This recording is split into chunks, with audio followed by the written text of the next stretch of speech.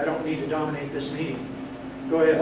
Why are the majority of our conversations on the phone recorded? Because I've noticed every side of the little here. Okay, he asked why are our conversations on the phone being recorded a lot. And of course, I haven't been able to document that they are being recorded, but I'm an internet aficionado. I make my living on the internet. And I've noticed two things here lately. Number one, a lot of the time when I hang up the phone, it won't unhook. It's like somebody sitting somewhere has to push a button before I can do the next call. That happened to me this morning. The other thing I noticed is I've got a DSL in my office with a local area network, so I can look at a little light on top of my computer and I can tell if the internet is active and actually transferring information. You know all about that. Okay. A lot of time when I'm not doing anything and I know my computer is in a static state and I've not called for anything on the internet, that thing will start up and I can't get it to stop. A couple of times I had to shut the computer down, reach over and hit the button on the local area network and the modem and shut it off and then restart it. And even then, sometimes when I start it back up, it resumes right where it left off and it kept right on going, regardless of the fact that I left my computer, the monitor blacked out and the drive shut down in a standby mode. So now what's going on? See, are we being monitored through the internet? Well, I think we are. So my advice is to keep everything lawful. And because of that, I'm a member of the local amateur club, and it's a real simple thing to get your no-code tech class license on the ham frequencies. Okay? It's a multiple choice test. They give you the book with 300 questions in it, and then out of that 300 question pool, they select a group of questions that's 55 questions. You have to get 47 of them right in order to get your tech class amateur, and there's no Morse code necessary.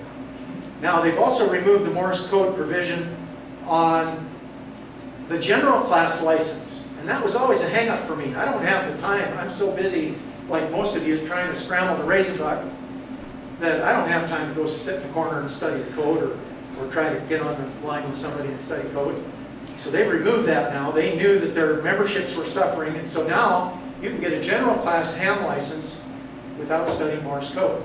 There's automatic keyers and different kinds of technology now to do Morse code over the air. Now let me give you some other ideas here. Right here in Eureka, we have some very advanced technology. Not just the fact that Interbell had DSL here 2 years before Denver, Colorado had it. But one of the local amateurs here has what they call an internet node hooked up to a repeater. A repeater on Pinkham Mountain.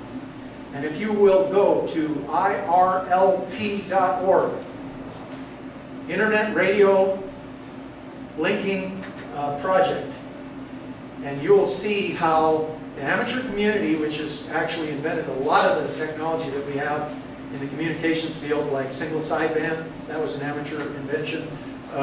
Moon bounce, that was an amateur invention. There's a whole bunch of different technologies that they've married now.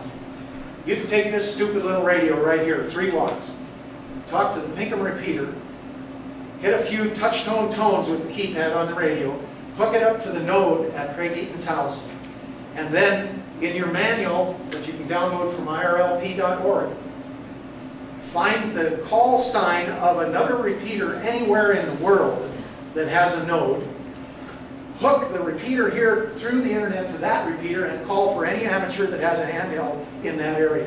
And I don't care whether it's Florida or Venezuela or Europe somewhere, but it's internet. And there's the little goodie that'll do it once you know what you're doing. Okay?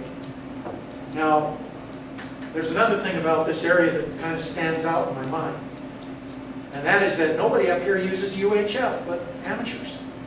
I have a UHF license on a business band frequency at 463.4.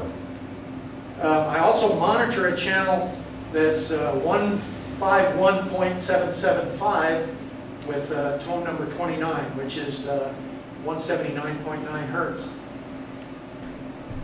I live out on Terrell Creek Road, on Sophie Lake Road, and I've got a 70-foot tower.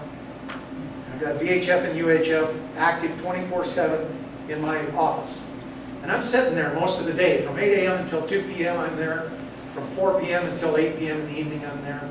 And that thing runs 24/7.